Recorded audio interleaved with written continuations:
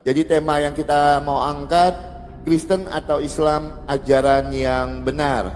Ya, untuk mengetahui suatu ajaran yang benar, kita akan mengetahuinya dari segala sesuatu yang diajarkan. Kalau di dalam iman Kristen, yang menjadi data primer saya tidak akan membawakan tulisan-tulisan siapapun, tapi saya akan berfokus kepada Alkitab. Data primer saya adalah Alkitab.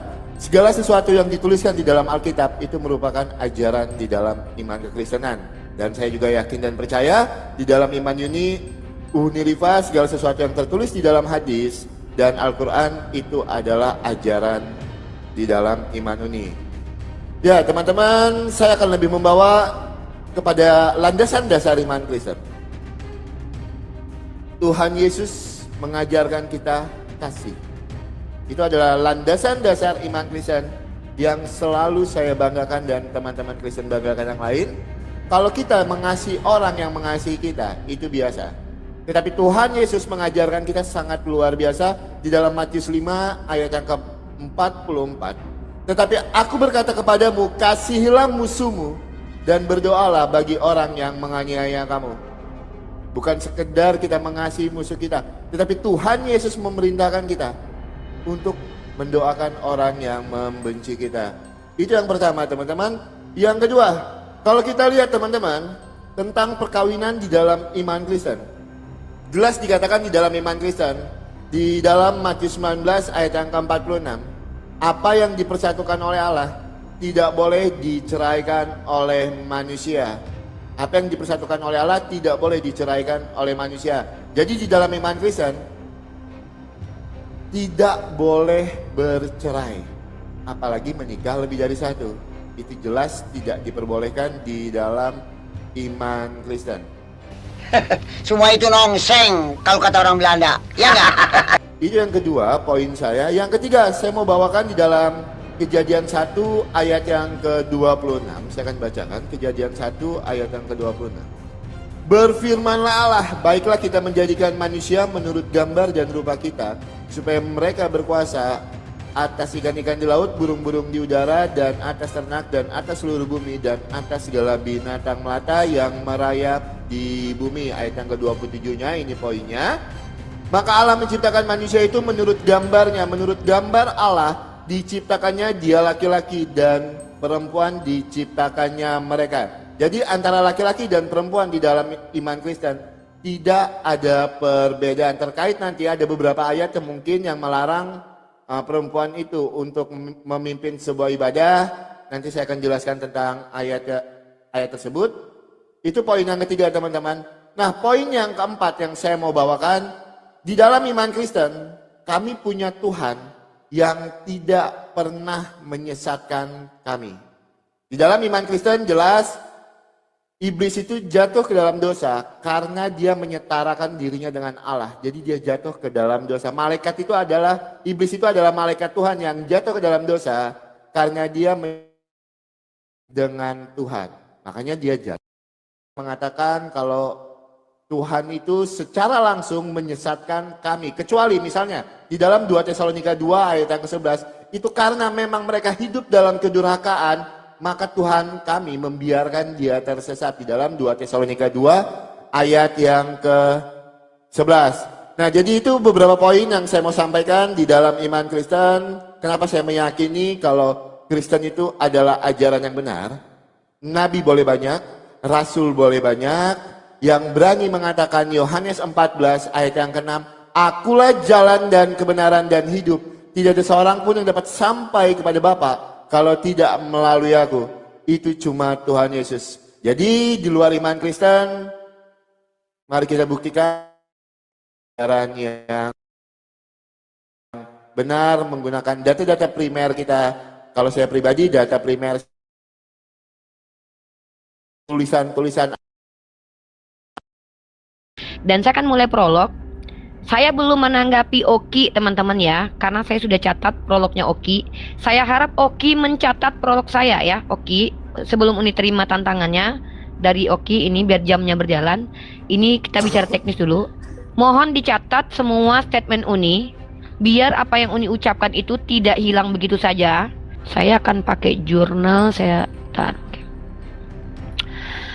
Oke Oke, bismillahirrahmanirrahim. Assalamualaikum warahmatullahi wabarakatuh. Teman-teman, saya belum membahas Oki. Saya hanya fokus ke ajaran yang benar, teman-teman. Dalam kaidah ilmiah, sekali lagi saya katakan, saya berpihak kepada ilmu pengetahuan. Teman-teman harus tahu bahwa manusia itu punya common sense. Common sense itu apa? Apa yang diberikan Tuhan kepada kita, yaitu yang menjadi natur, yaitu akal dan juga hati nurani. Maka ajaran yang benar itu simpel saja, tidak bertentangan dengan hati nurani dan tidak bertentangan dengan akal. Tolong dicatat, Oki. Nah, selanjutnya saya akan menggunakan jurnal ilmiah. Baik, saya akan menggunakan ya, dimana apa yang saya katakan barusan itu divalidasi oleh ilmu pengetahuan dan penelitian. Perhatikan baik-baik hubungan riset dan kebenaran, teman-teman. Dalam memperoleh pengetahuan terdapat pendekatan non ilmiah dan pendekatan ilmiah. Pendekatan non ilmiah pada umumnya tidak tersistematis dan tak terorganisasi sebagaimana pada pendekatan ilmiah saintifik, sehingga tidak dapat diverifikasi lebih lanjut. Namun ini penting buat Oki ketahui.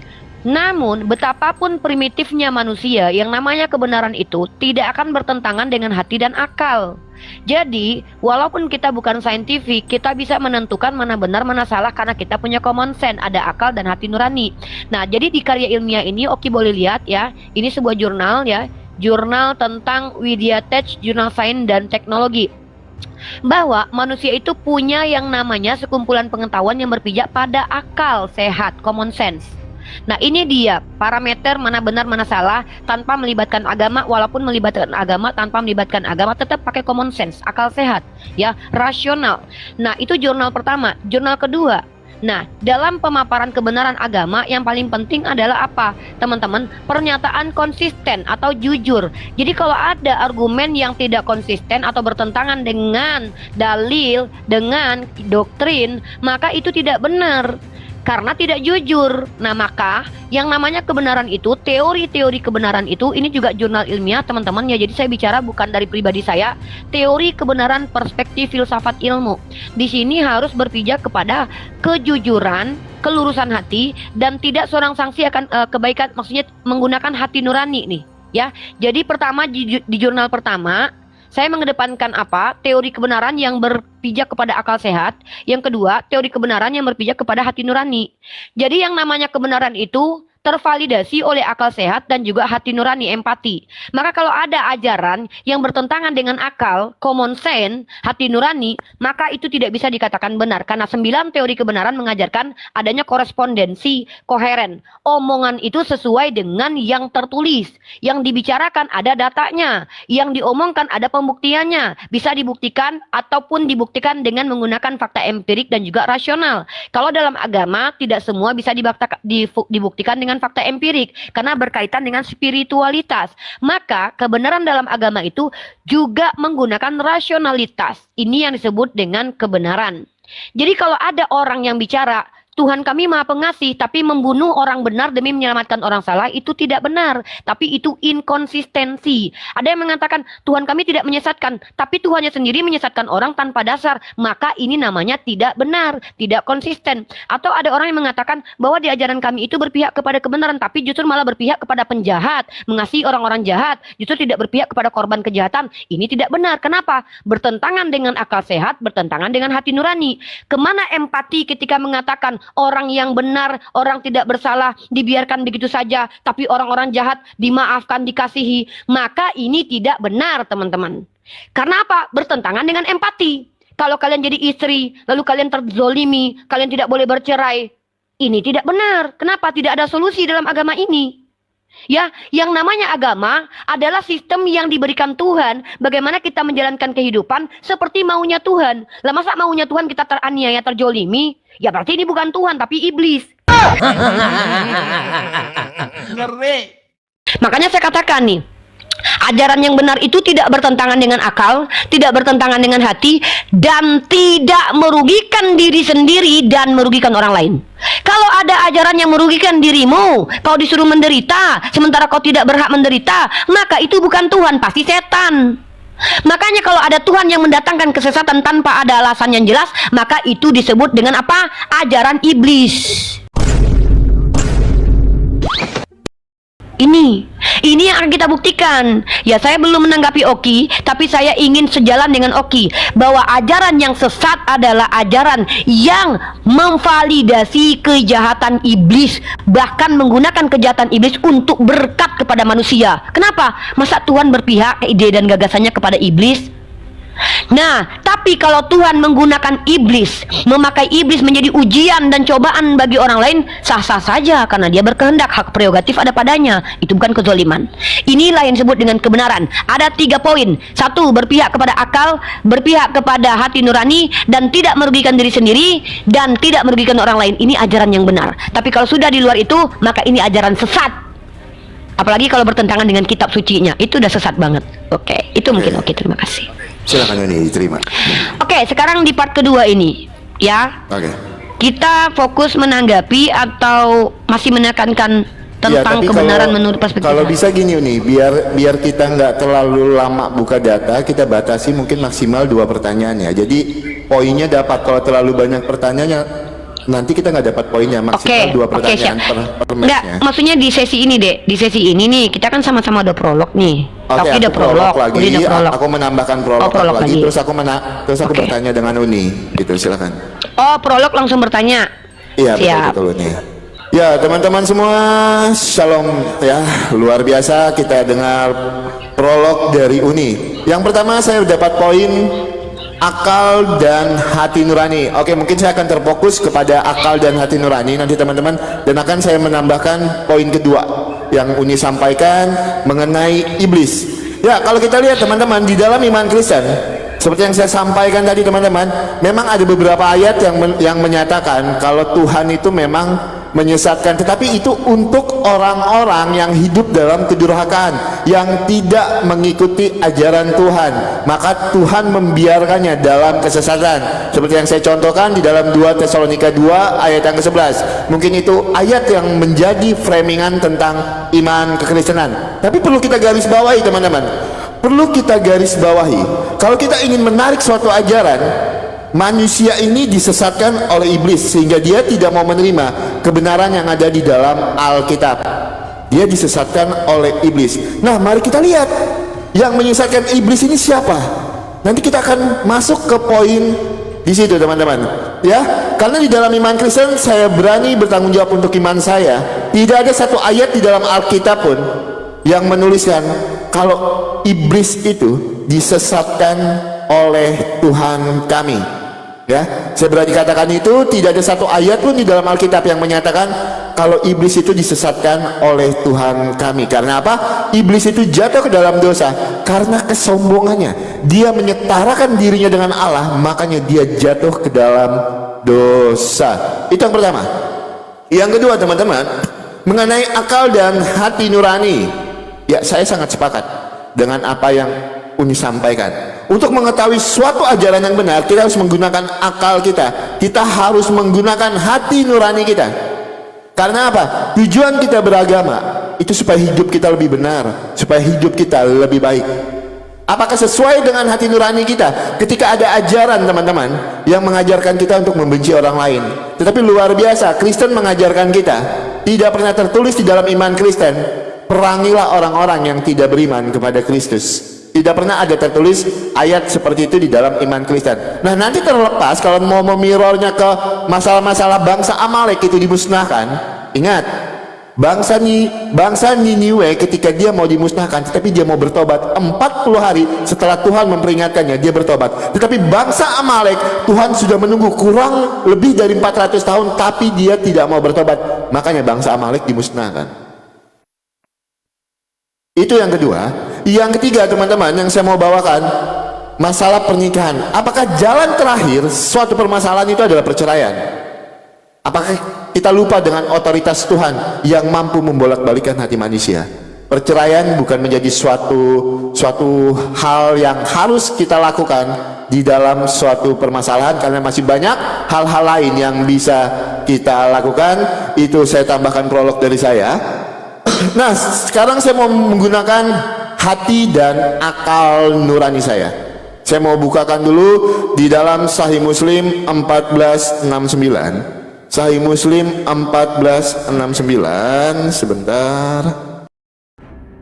Sahih Muslim 1469, derajatnya sahih, kita akan bacakan ya teman-teman ya. Oke. Mengirimkan seseorang kepada Ibnu Zubair ketika pertama kali keluar untuk menunaikan salat kecil, bahwa salat led ditunaikan tanpa, betul ya ini ya hadisnya ya. Bukan 1469 teman-teman, 1467. Ya, Sahih Muslim 1467. Kita akan bacakan teman-teman. Rasulullah beliau memulai dengan salat sebelum menyampaikan khotbah tanpa disertai azan dan iqamah. Setelah itu beliau berdiri sambil bersandar pada tangan Bilal. Kemudian beliau memerintahkan untuk selalu bertakwa kepada Allah, memberi anjuran untuk selalu menaatinya. Beliau juga memberikan nasihat kepada manusia dan mengatakan pada mereka. Setelah itu beliau hingga sampai di tempat kaum wanita, beliau pun memberikan nasihat dan berkata kepada mereka, beliau bersabda, bersedekahlah karena kalian kebanyakan akan menjadi bahan bakar neraka jahanam. Ini apa yang dimaksud dengan hadis ini nih? Silakan, karena waktu saya habis, nanti saya tambah pertanyaan yang lain. Oke. Karena Oki prolog dan bertanya, saya akan lakukan itu nanti. Tentu saya prolog kedua karena saya baru prolog pertama kan, biar fair kan. Oki kan udah 2 prolog tuh. Lalu saya juga bertanya, nanti baru saya menjawab di ya. Nggak, kalau saya menjawab, saya tidak punya kesempatan prolog menanggapi Oki lagi dan juga bertanya kan. Saya secara adil ada pertanyaan bertanya. Ya. Nah nanti pertanyaan Oki itu saya jawab di sesi kedua. Jadi saya menjawab jadi gitu ya. Oke. Saya arahkan ke ini teman-teman ya. Saya tidak mengerti, oke, saya sudah katakan bahwa kalau ajaran yang benar tadi itu adalah ajaran Tuhan yang menyesatkan manusia, itu harusnya tuh ada alasan. Kalau iblis disesatkan wajar karena dia memang memilih sesat. Tapi kalau ada nabi yang ditipu Tuhan sengaja nih, kalau seorang nabi telah ditipu sehingga memberitakan jawaban yang salah, akulah yang telah menipunya. Ini ada faktor kesengajaan tanpa ada alasan yang jelas. Masa seorang nabi yang harusnya membawa kebenaran ditipu Tuhan sehingga menyampaikan sesuatu yang salah menyesatkan umat, ini baru sesat. Nah kemudian Oki bilang, ajaran kami tidak diajarkan membenci. Iya, kalian tidak diajarkan membenci kepada orang jahat, tapi kalian diajarkan membenci kepada orang baik. Siapa? Keluarga Oki sendiri. Nih Lukas 23:43. Kata Yesus kepadanya, aku berkata kepadamu, sesungguhnya bukan nih, Lukas 2:14-26 ya. Lukas 14:26. Jikalau seorang datang kepadaku dan ia tidak membenci bapaknya, ibunya, istrinya, anaknya, saudaranya laki atau perempuan, bahkan nyawanya, ia tidak dapat menjadi muridku. Nah kalau membenci orang jahat wajar, tapi disuruh membenci keluarga itu nggak wajar. Makanya ini sesat, terbalik-balik. Orang jahat dikasihi, keluarga sendiri dibenci. Ini yang tidak masuk dalam Islam. Di Islam memang kami disuruh memerangi, tapi orang yang memerangi kami bukan orang sembarangan yang kami perangi. Nah itu yang kedua. Jadi Oki sudah tidak benar karena apa yang Oki bicarakan itu bertentangan dengan kitab suci. Bahkan di sini legitimasi kejahatan itu ada. Seorang hamba saja, hai kamu hamba-hamba, tunduklah dengan penuh ketakutan kepada Tuanmu, bukan saja kepada yang baik tapi juga yang bengis. Masa di sini orang korban disuruh diam saja tidak melawan? Ini baru namanya ajaran sesat, karena tidak ada istilahnya pembelaan terhadap korban, tapi justru mengasihi orang-orang jahat. Alias agama Oki seolah-olah melegitimasi kejahatan dan berpihak kepada kejahatan. Ini namanya ajaran iblis, ajaran setan kalau menurut Uni. Karena ajaran Tuhan itu berpihak kepada orang benar, oke, bukan kepada orang jahat.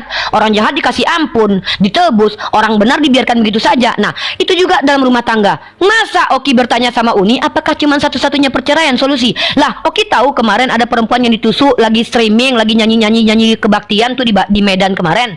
Ditusuk sama suaminya, untung dia mati. Sempat dia hidup, dia nggak boleh minta cerai. Ini bersuamikan psikopat nggak boleh minta cerai. Ini namanya ajaran sesat. Nggak ada solusi buat perempuan. Perempuan dihina, direndahkan. Nah, jadi Oki mengatakan bahwa Tuhan Oki tidak pernah menyesatkan iblis. Nah ini herannya Uni. Jadi Tuhan Oki tidak ikut serta, tidak berbuat apa-apa ketika iblis sesat, bahkan membiarkan iblis sesat. Padahal dia tahu nih iblis nanti akan menyesatkan manusia, tapi nggak ada tindakan dia. Di Islam justru diberikan petunjuk. Karena iblis sudah menyesatkan, maka manusia diberikan petunjuk, yaitu ikuti nabi ini yang nggak sesat. Ini ada solusi dalam Islam. Nah terkait Oki, Uni pertanyaan Oki, Uni akan jawab di sesi kedua. Tapi Uni juga bertanya, pertanyaan Uni, kenapa di agama Oki yang katanya kasih kepada musuh, tapi diajarkan membenci kepada keluarga sendiri? Bahkan Oki sudah lakukan itu belum? Untuk mengikuti Yesus harus membenci keluarga sendiri.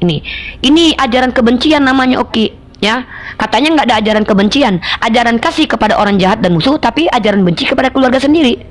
Ya, ini jawab nih Lukas 14:26. Nah, ini setelah ini Oki, kalau Oki izinkan Uni menjawab yang tadi, atau Oki menjawab dulu, baru Uni menjawab bagian Uni menjawab tentang hadis tadi. Ya, seperti itu. Jadi kita udah adil nih, prolog sama prolog, menanggapi prolog juga bertanya. Kita sudah punya satu-satu pertanyaan. Oki mempertanyakan hadis, ya, hadis Sahih Muslim 1467. Uni mempertanyakan Lukas 14:26. Nah, Oki mau langsung menjawab atau Uni yang langsung menjawab atau bagaimana? Karena kalau Oki menjawab, nanti Uni di sesi akhir menjawab juga tentang pertanyaan hadis tadi. Gimana? Terserah Oki dia pilih. Lanjutkan aja Uni. Biar adil. Waktu Uni habis. Berarti Uni. Ya. Oke. Ini kan Uni langsung menjawab kasih aja tahu. ya. Nih. Oki harus jelaskan, harus tahu baca hadis itu jangan dipotong-potong. Jelaslah perempuan masuk neraka paling banyak karena kan Rasulullah udah kasih tahu di situ kenapa mereka masuk neraka paling banyak. Karena beliau mengatakan bahwa perempuan itu banyak yang mengeluh-mengeluh, tidak bersyukur, mengingkari kebaikan suaminya, padahal lakinya sudah cari nafkah. Nah, Rasulullah kasih solusi biar nggak masuk neraka. Apa solusinya? Diperintahkan bersedekah. Nih, bersedekahlah kalian, karena kebanyakan kalian masuk neraka. Artinya justru Rasulullah mengajarkan kami supaya kami tidak ikut masuk neraka. Ya, Rasulullah justru beri solusi. Ini namanya ajaran solusi. Rasulullah ada kasih tahu nih, Rifa, nanti kalian itu masuk neraka karena kalian paling banyak mengkufuri nikmat suami. Kufur itu sama dengan kafir, sama dengan munafik. Dihidupi sama suami tapi malah leha-leha, malah mengingkari perbuatan baik suaminya. Maka Rasulullah bilang, kalian itu nanti banyak masuk neraka. Tapi bukan kekal, karena yang kekal itu hanya orang kafir, munafik. Nah, tapi Rasulullah bilang supaya kalian ini nih supaya nggak masuk, maka bersedekahlah kalian. Jadi ada solusi dari Rasulullah. Nah, kalau di Kristen kan solusi untuk bisa ikut Yesus malah membenci keluarga. Masa solusi membenci? Kalau kami solusi dari Allah dan Rasulullah itu berbuat baik kepada orang lain. Di Kristen justru kebalikan. Solusi untuk jadi pengikut Yesus adalah benci keluarga, benci istri, benci anak, bahkan benci diri sendiri. Ini namanya ajaran nggak benar, nggak masuk hati nurani dan nggak masuk akal. Seperti itu. Silakan. Ya, teman-teman semua, luar biasa ya narasi dari Uni Rifa. Ya, teman-teman, pertama saya mau sampaikan dulu, Uni nanti lain kali, mohon maaf ya, bukan saya mengajari Uni, kalau menunjukkan ayat nanti tolong dibacakan ayatnya ya. Misalnya nih ayat keberapa itu yang masalah menipu tadi. Jadi saya bisa menanggapi yang Uni bacakan tadi cuma Lukas 14 ayat yang ke-26, karena saya biasanya tuh semua ayat yang menjadi framingan itu kalau ada sempat waktunya saya akan tanggapi ayat itu supaya tidak menjadi framingan. Sama seperti saya ketika saya menunjukkan hadis, saya sebutkan nama hadisnya, saya sebutkan nomor hadisnya, jadi supaya jelas kita sama-sama bisa buka ayatnya. Oke, saya mau tanggapi dulu ya ayat yang Uni bawakan, Lukas 14 ayat yang ke 26. Oke teman-teman, kita akan bacakan Lukas 14 ayat yang ke-26. Jikalau seorang datang kepadaku dan ia tidak membenci bapaknya, ibunya, istrinya, anaknya, saudara-saudara laki-laki atau perempuan, bahkan nyawa sendiri, ia tidak dapat menjadi muridku. Yang disampaikan di dalam Lukas 14 ayat yang ke-26 ini, kalau kita lihat Uni di dalam sebentar Markus 12 ayat yang ke-30, kita lihat hukum yang pertama ya. Markus 12 ayat yang ke-30. Kasihilah Tuhan Allahmu dengan segenap hatimu dan dengan segenap jiwamu dan dengan segenap akal budimu dan dengan segenap kekuatanmu. Jadi hukum yang terutama itu adalah mengasihi Tuhan Allah Uni. Nah, ketika kita sudah mampu mengasihi Tuhan Allah kita Uni, kita tidak mengasihi hal-hal yang duniawi, tetapi kita mengasihi Tuhan Allah, maka secara tidak langsung kita tidak akan mungkin bisa membenci orang tua kita. Kita tidak akan mungkin bisa membenci istri kita. Karena apa? Hukum yang terutama itu adalah kasihilah Tuhan Allahmu. Di dalam Markus 12 ayat yang ke-30.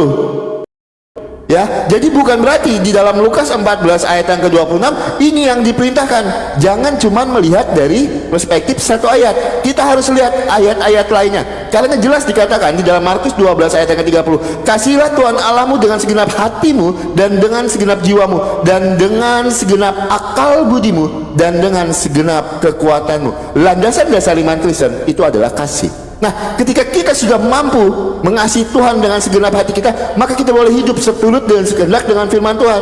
Apa? Supaya kita boleh mengasihi sesama kita, bahkan musuh kita sendiri. Kasihilah musuhmu dan berdoalah bagi orang yang menganiaya kamu. Jadi mustahil kita untuk membenci orang tua kita. Tetapi yang ingin disampaikan di dalam di dalam Lukas 14 ayat yang ke-26, makanya kalau kita lihat juga di ayat selanjutnya itu, demikian pula lah tiap-tiap orang, kamu hendaknya melepaskan segala diri dari miliknya, tidak dapat menjadi muridku. Orang-orang yang belum bisa melepaskan hal-hal yang duniawi itu tidak akan pernah bisa menjadi pengikut Kristus. Hal-hal yang duniawi itu yang dimaksud di dalam Lukas 14 ayat yang ke-26. Nah, sekarang saya mau bertanya dengan Uni Ripa, menambah satu pertanyaan saya tadi, karena saya baru bertanya satu pertanyaan. Nanti silakan Uni jawab ya. Saya mau bertanya di dalam, saya mau kesimpulan aja dari Uni Ripa sebenarnya di dalam Al-Hijr 39 ya. Karena saya lebih menggunakan poin yang Uni sampaikan. Oke, Al-Hijr 39. Iya, iblis berkata, "Tuhanku, karena engkau telah menyesatkanku, sungguh aku akan menjadikan kejahatan terasa indah bagi mereka di bumi, dan sungguh aku akan menyesatkan mereka semua." Yang mau saya tanyakan sama Uni Rifa, menurut Al-Hijr 39 yang ini adalah perkataan iblis. Iblis di sini mengaku disesatkan oleh siapa? Ini kan perkataan iblis ya di dalam Al-Hijr 39 ya. Iya, iblis berkata. Iblis ya. Perkataan Ya, iblis dia Oke, mengaku sebentar ya. Uni, masih waktu Oki Uni ya, jangan dipotong Uni. Oke, masih waktu Oki. Oh ya, sorry. Nggak kirain Ya. Oki langsung konfirmasi gitu. Maaf. Enggak. Ya, di dalam Al-Hijr 39, iya iblis berkata. Nah, menurut iblis di dalam Al-Hijr 39 di sini, dia disesatkan oleh siapa? Ya, jadi dua pertanyaan Oki tentang masalah perempuan tadi dan juga ayat yang ini Uni. Silakan Uni Riva. Oke, sorry ya tadi Uni jawab, Uni Nggak apa-apa, kira Oki aman, langsung aman, konfirmasi. Ya, sorry. Oke. Berarti Uni masih yang tadi udah Uni jawab, yang pertama hadis ya. Berarti Uni menjawab menanggapi Oki lagi, lalu menjawab sekali bertanya Uni ya. Berarti Boleh, tidak boleh, ini boleh. ya. Enggak apa-apa. Oh, bentar. Tunggu. Menanggapi, menjawab dan bertanya. Jawab. Bentar. Ya, Berarti sama-sama. tunggu. Uni buka dulu data. Enggak, biar gampang, biar Uni buka Oke, data dulu. boleh. Satu. Silakan ya. Boleh, silakan. Sebentar. Pertama saya tanggapi dulu teman-teman. Oki mengatakan bahwa ajaran Tuhannya itu adalah kalau sudah mengasihi Yesus tidak mungkin membenci orang tua. Ya udah tanyakan sama Yesus, Oki. Karena yang memerintahkan, kalau yang memerintahkan ini bukan Yesus, maka itu tidak kontradiksi. Masalahnya adalah Yesus sendiri yang perintahkan. Ini nih ciri-ciri orang beriman itu ya benci keluarga. Bukan malah kontradiksi dengan Oki yang bilang kalau kami beriman nggak mungkin benci keluarga karena Yesus perintahkan di situ benci. Ini perintah atau bukan ini? Nanti tolong dikonfirmasi lah ini perintah atau bukan nih. Jikalau seorang datang kepadaku dan ia tidak membenci keluarganya dan dirinya sendiri, maka dia tidak bisa jadi pengikut Yesus. Gimana mau dikatakan beriman, Oki? Nah, tadi Oki minta sama Uni tunjukin Yeskiel tadi. Ini Uni tunjukin nih. Tuhan menipu tadi ya. Nih Oki, kalau lihat Yeskiel pasal 14 satu perikop. Ini hukuman bagi penyembah berhala. Dan tahu nggak kalau Oki baca ayatnya, silakan Oki baca. Di ayat ini kalau Oki baca panjang, ini terbuang waktu. Tapi poinnya adalah justru Tuhan Oki tidak memberi kesempatan kepada penyembah berhala dari kalangan Israel. Justru ketika si orang Israel itu minta tolong sama Nabi untuk bertanya, malah Tuhan menyesatkan. Ini menyesatkan orang yang tadinya belum tahu apa-apa, dia mau balik kepada Tuhan, malah disesatkan sama Tuhan. Nih, ketika orang-orang Israel mau minta tolong sama nabi-nabinya, malah Tuhan menjawab begini, Tuhan sendiri akan menjawab dia. Aku sendiri akan menentang orang itu dan akan membuat dia menjadi lambang dan kiasan dan melenyapkan dari tengah-tengah umatku, katanya pemaaf. Katanya pengasih. Masa orang sesat nggak dibalikin, tapi malah tambah sesatin?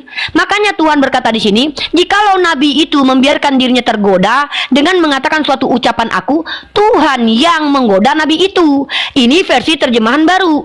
Tapi kalau versi yang lain malah menipu. Ya, ini banyak versi Oki. Ya, kalau Oki lihat di versi lain malah dikatakan dulu menipu. Tuhan sendiri yang menipu. Contoh nih. Nah, Tuhan sendiri yang sengaja menipu tanpa ada alasan. Si orang ini nggak diampuni gitu loh. Nah, kalau iblis dalam surah Al-Hijr ini, ya emang lah dikatakan Allah dia sesat. Lagian pula kan iblis yang bilang dia disesatkan Allah. Masa kami percaya sama iblis? Kami percaya sama Allah lah. Allah mengatakan iblis sesat. Kenapa? Karena dia menolak untuk mengikuti perintah Allah. Nih, melainkan iblis enggan turut bersama mereka sujud. Di ayat selanjutnya, maka Allah berfirman, Iblis, apa sebabnya engkau tidak turut bersama mereka sujud? Dijawab sama iblis. Iblis menjawab, aku nggak patut sujud kepada manusia yang kau jadikan dari tanah liat. Sombong. Maka Allah berkata di sini, si iblis sih udahlah salah ngotot pula, sama banget kayak Edis ya. Nih, Allah berfirman, kalau demikian keluarlah engkau daripadanya, karena sesungguhnya engkau sekarang dari dan masa depan adalah makhluk yang diusir atau termasuk yang sesat. Itu kata Allah. Di mana salahnya Allah? Emang dia sesat kok, masa dikatain sesat nggak boleh?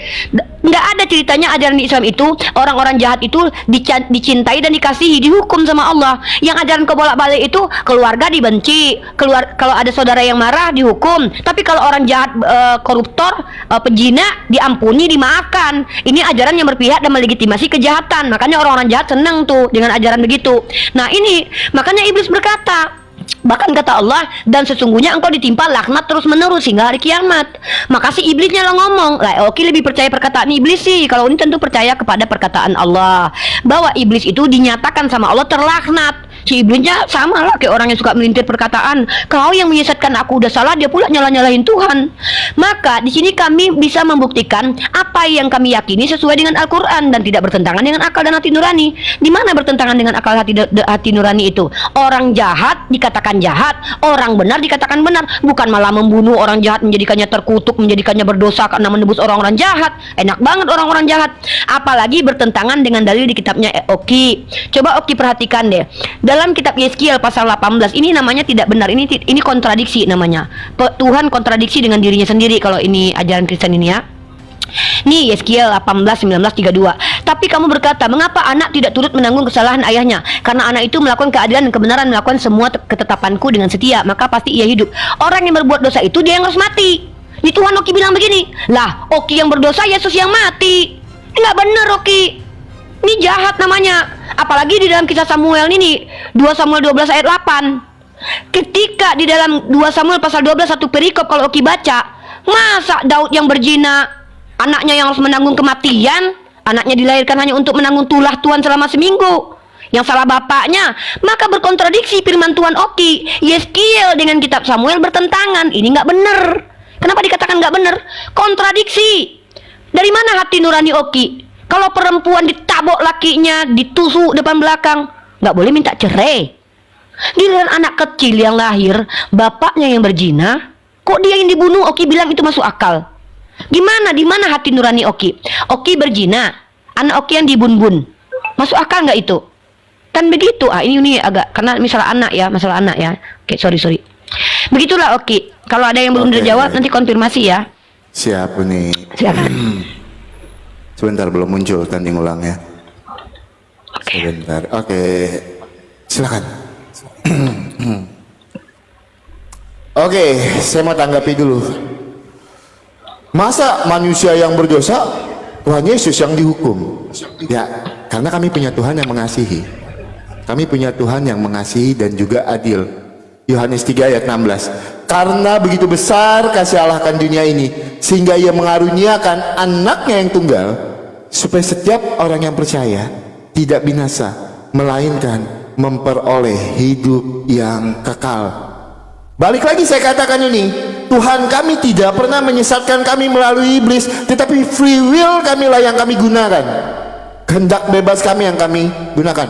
Tuhan Yesus sudah jelas-jelas mengatakan, akulah jalan dan kebenaran dan hidup, tidak ada seorang pun dapat sampai kepada Bapa kalau tidak melalui aku. Tapi malah milih jalan lain, milih jalan-jalan yang dikuasai oleh hawa nafsu, milih jalan-jalan dengan cerita-cerita isap jempol. Di mana itu tertulis? 2 Petrus 2 ayat yang ke 2 dan ketiga.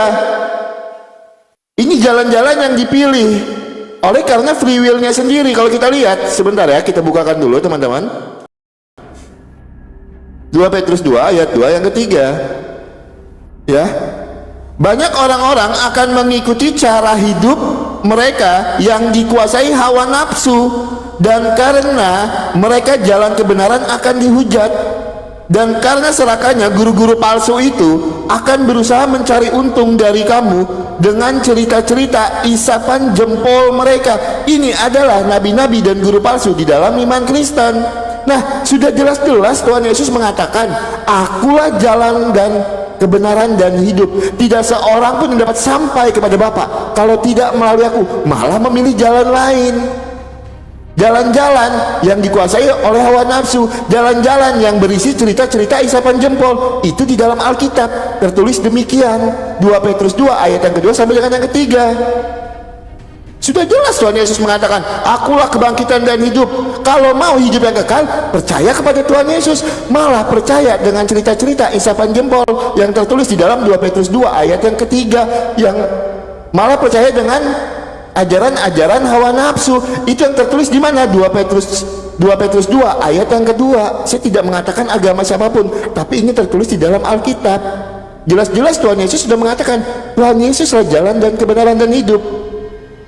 Malah percaya dengan cerita-cerita yang lain, ajaran-ajaran yang lain.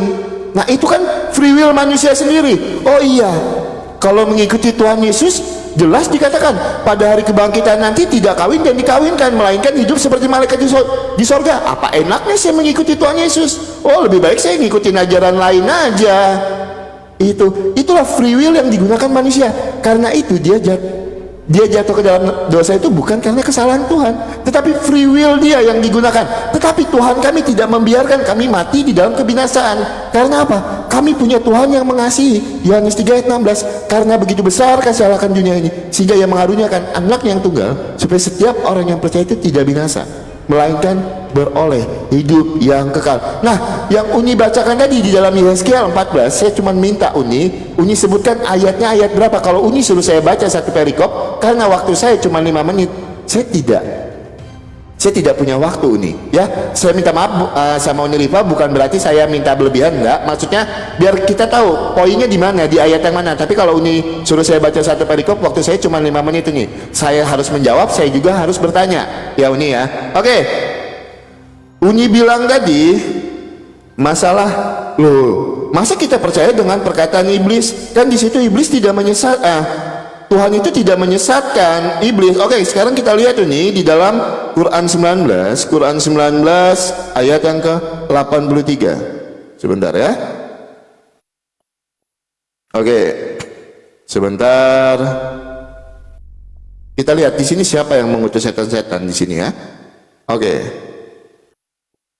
Quran 19 surat Maryam ayat yang 83. Tidakkah engkau memperhatikan bahwa kami telah mengutus setan-setan kepada orang-orang kafir untuk benar-benar menggoda mereka berbuat maksiat. Kalau kita lihat di sini Uni, yang mengutus setan-setan kepada orang-orang kafir yang tersesat ini siapa? Yang menyebabkan mereka tidak percaya Uni. Kita lihat di dalam Maryam 83. Tidaklah engkau memperhatikan bahwa kami telah mengutus setan-setan kepada orang-orang kafir. Jadi kalau bisa dibilang Uni, seandainya memang Oki tersesat, jangan pernah salahkan Oki tersesat. Karena apa? Kalau kita lihat di dalam An-Nahl 93 juga, dia menyesatkan siapa yang dia kehendaki dan memberi petunjuk kepada siapa yang dia kehendaki. Silakan Uni Riva. Langsung saya jawab ya. Makanya Oki ya. Kita mulai dulu waktunya. Ya, belum. Oke. Belum. Oke, terima kasih. Saya menjawab aja ya, langsung di Al-Baqarah ayat 26. Makanya Oki, kami itu punya Al-Qur'an itu ya berkesinambungan. Nih Allah udah bilang di sini nih. Sesungguhnya Allah tidak malu membuat perbandingan apa saja sampai seterusnya nih. Dan Allah mengatakan di sini, dan Tuhan tidak akan menjadikan sesat dengan sebab perbandingan itu melainkan orang-orang fasik. Ya Oki wajar sesat karena fasik. Udah diajarin berkali-kali sama Yonatan Nandar, Uni Ripa, masih juga nggak terima. Kan udah dikasih tahu kalau Tuhannya Oki kontradiksi. Contoh, Oki ini saking Oki pasiknya, Oki nggak menjawab. Contoh nih bilang, Oki gimana mau dikatakan Tuhan Oki itu bisa dipercayai omongannya? Orang dia aja kontradiksi sama dirinya sendiri. Contoh, dia mengatakan tidak mungkin menghukum anak karena perbuatan jahat bapaknya, tapi justru dia malah menghukum anaknya Daud karena perjinahan bapaknya. Mana dalilnya? Nih, ya. Ya, dalam kitab 2 Samuel tuh. 2 Samuel pasal 12-15. Kemudian pergilah Nathan ke rumahnya, dan Tuhan menulahi anak yang dilahirkan bekas istri Uria bagi Daud itu sehingga sakit sampai mati. Ini nggak mungkin dipercaya Tuhan Oki.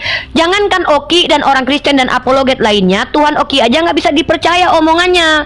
Di sini si Yeskiel mengatakan Tuhan tidak akan menghukum anak karena perbuatan bapaknya. Anak tidak akan diturut menanggung kesalahan ayahnya, dan ayahnya tidak akan turut menanggung kesalahan anaknya. Kata Tuhan Oki, kata si Yeskiel. Tiba-tiba kata si Samuel, enggak, beda. Contohnya nih, Tuhan menghukum anaknya Daud gara-gara bapaknya berzina, padahal anaknya nggak salah apa-apa.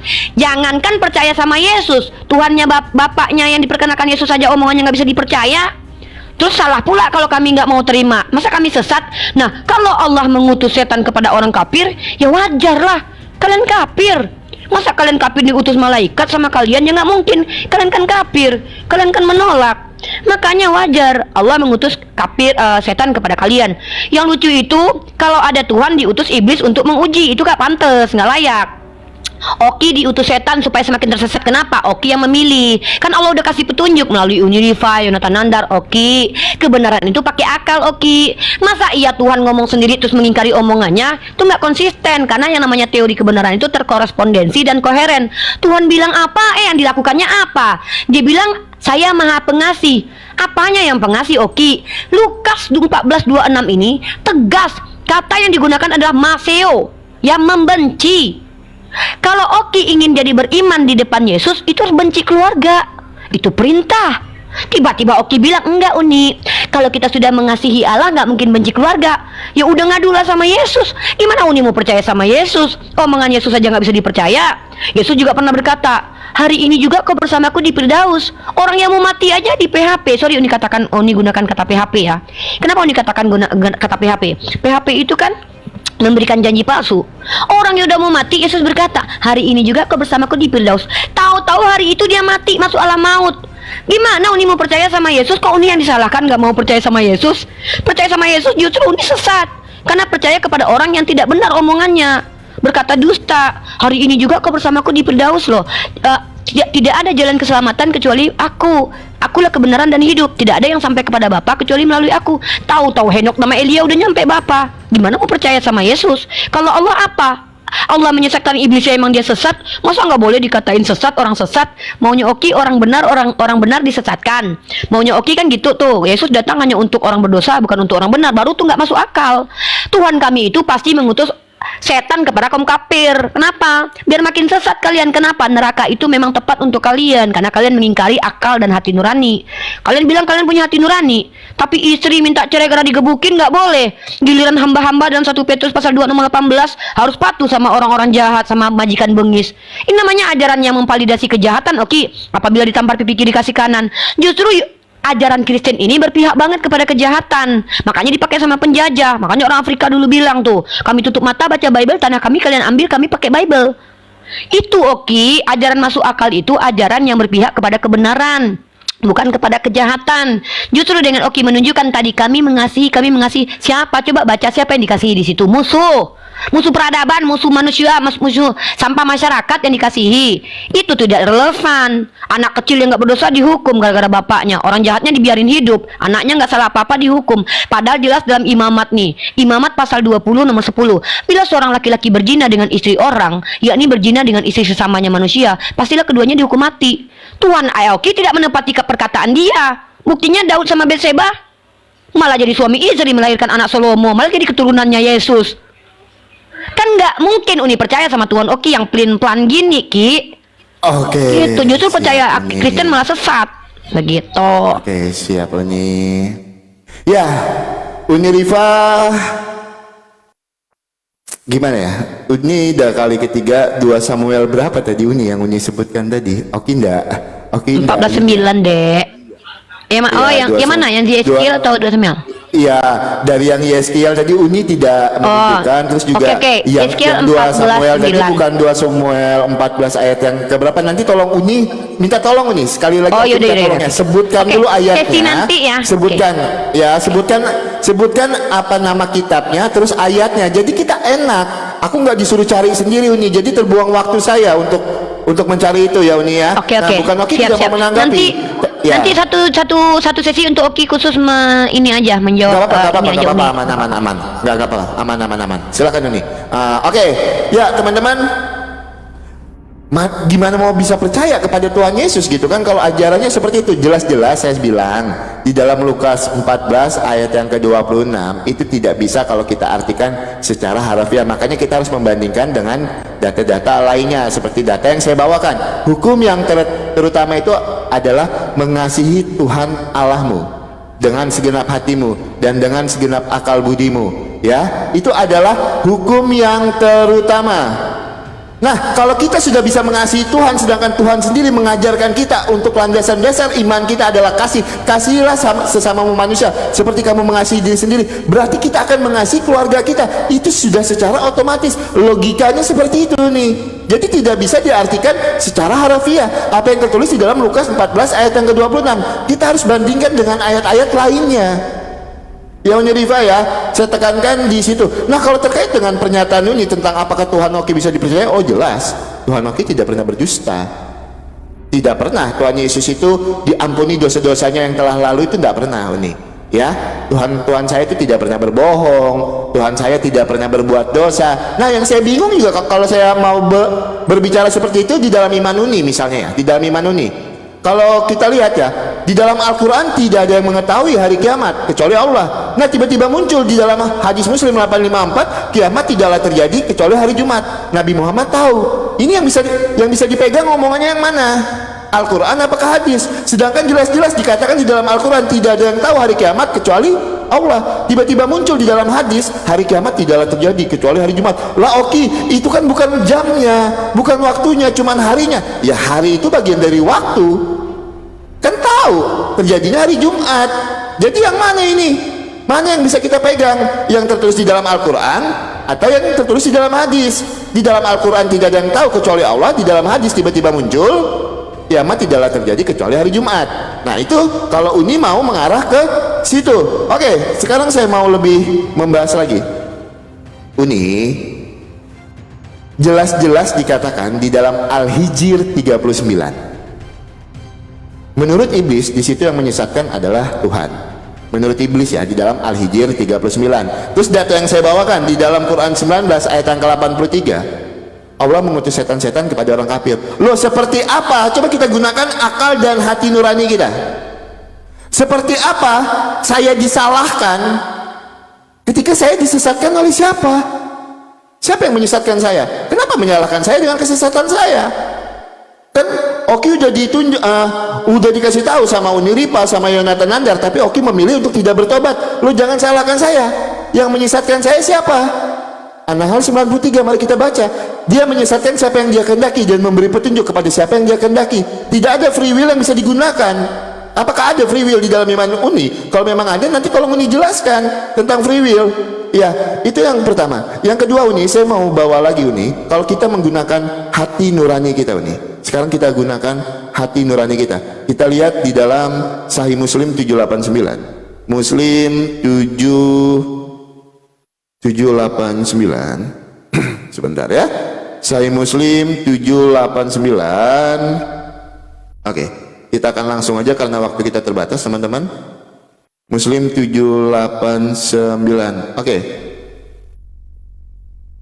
Aku bertanya kepadamu wahai Abu Jar, apa membedakan anjing hitam dan anjing merah kuning? Dia menjawab, aku pernah menanyakan. Oh sebentar teman-teman ya, sebentar teman-teman. Hadis Muslim, Sahih Muslim 789. Oke, saya akan bacakan. Rasulullah bersabda, apabila seorang dari kalian tidak sholat, sebaiknya kamu membuat. Oke, habis waktunya. Oke, kebanyakan menjawab tadi. Silakan Uni. Ya setelah ini ya teman-teman ya, sabar ya. Setelah ini habis waktunya. Dan nanti tolong disebutkan dulu ayatnya Uni biar tidak terbuang waktu di situ ya. Oke, silakan. Oke, ya. Teman-teman perhatikan baik-baik. Kebenaran itu adalah terkorespondensi dan koheren, konsisten. Kalau ada Tuhan bicara A, kemudian B, itu namanya tidak konsisten, tidak dapat dipercaya. Nah, aku tunjukin sama Oki satu persatu ayatnya. Tidak ada konsistensi tentang Tuhan Oki. Pertama, catat ayatnya. Yeskiel pasal ke-18 nomor 19. Tuhan sendiri mengatakan tidak mungkin akan menghukum anak, tidak akan menanggung kesalahan anak. Nih, anak tidak akan turut menanggung kesalahan ayahnya, dan ayah tidak akan turut menanggung kesalahan anaknya. Yeskiel pasal 18 nomor 19. Tapi justru ya, dalam 2 Samuel pasal 12 nomor 15, Tuhan menulahi anaknya Daud karena berzina padahal dia nggak tahu apa-apa. Dan ini juga bukan hanya bertentangan dengan perkataan Tuhan menurut Yeskiel, tapi menurut dihukum di Imamat, bertentangan juga di Imamat pasal 20 nomor 10. Bila seorang berjoni maka dia yang harus metong. Tapi di dalam nih Imamat pasal 20 nomor 10 nih, di dalam 2 Samuel pasal 12 nomor 15, justru yang dihukum adalah anak kecil yang nggak tahu apa-apa itu. Ini Tuhan tidak konsisten. Nah, tentang Lukas 14:26 kata Oki, kan tidak bisa dimaknai secara harfiah. Lah dari mana orang lain tahu kalau orang katanya sola scriptura? Ini kan kata-katanya membenci, Maseo. Tidak ada terjemahan lain kecuali membenci. Kan ini tidak bisa diterjemahkan yang lain, memang membenci. Nah, lalu Oki bilang kalau sudah mengasihi Yesus berarti tidak akan membenci orang tua. Ya berarti ngapain Yesus ngomong kayak gini? Kan dia yang nyuruh begini. Gimana mau percaya sama Yesus? Oki bilang dia tidak pernah berbohong. Lah kan Uni udah bilang tadi ketika Yesus berkata nih, kata Yesus kepadanya, aku berkata kepadamu, sesungguhnya hari ini juga engkau akan ada bersama-sama dengan aku di dalam Firdaus. Lah hari itu kan Yesus mati masuk alam maut, Oki. Itu kan jadi kayak Oki kalau janji sama istri Oki, hari ini sayang kamu ke mall sama aku, tahu-tahu Oki tidur 3 hari kemudian baru bangun. Itu namanya PHP, Oki. Mana pula kata Oki nggak pernah. Ini namanya berbodong. Nah, jadi kalau bicara tentang Allah Subhanahu wa taala, kan ini udah terangkan dalam Quran surah Al-Hijr tadi, bahwa yang mengatakan Allah menyesatkan itu kan iblis. Ya iblis lah yang tukang dusta. Tapi kan di ayat sebelumnya udah dijelasin sama Allah. Apa kata Allah nih? Dan sesungguhnya engkau akan ditimpa laknat terus-menerus hingga hari kiamat. Justru iblis ini dilaknat karena dia menolak perintah Allah. Nih ayat, jangan dilupakan ayat di atasnya lah. Nih dalam Quran surah Al-Hijr itu bukan cuma 34 itu aja, ya. Bukan cuma 36 aja, ya. Tapi juga ada 34, 35 gitu loh. Nah, yang Uni pertanyakan ini, kalau memang Tuhan Oki itu bisa dipercaya, kenapa dia malah melakukan hal yang berbeda? Anak tidak akan turut menanggung kesalahan ayahnya. Kenapa anaknya Daud itu dimatikan dan ditulahi? Yang menikmati farjahnya Betseba Daud, tapi yang merasakan sakit ditulahi seminggu anaknya. Si Betseba malah nikah sama Daud sampai punya keturunan, sampai menjadi Tuhan keturunannya itu. Di mana letak keadilannya? Hati nurani Oki kemana? Oki yang berzina dengan orang lain misalkannya, masa anak Oki yang nggak bersalah dihukum?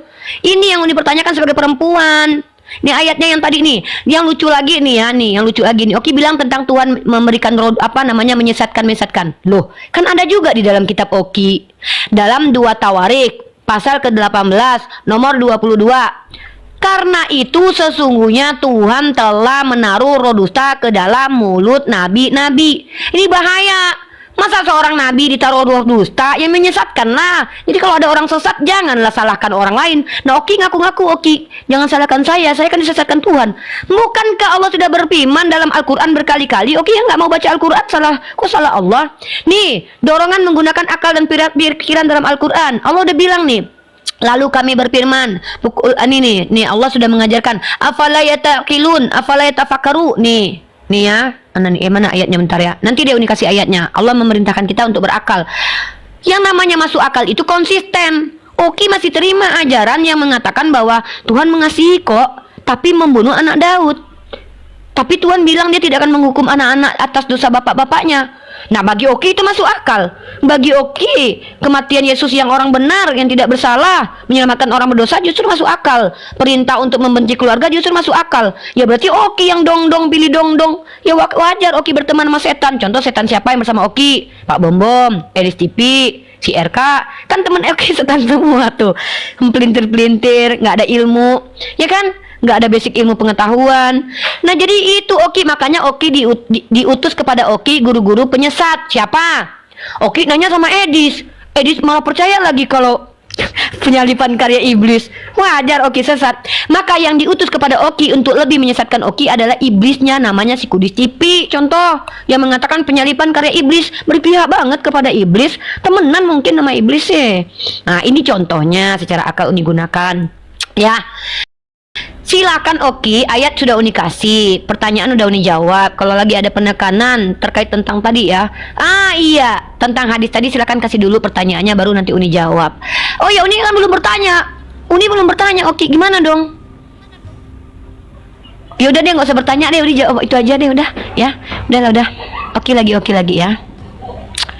Kita tanding ulang. Teman-teman, ya teman-temannya. Oh, saya senang ini teman-teman kalau sudah bahas-bahas. Oh kan Oki kan temenan sama iblis gitu.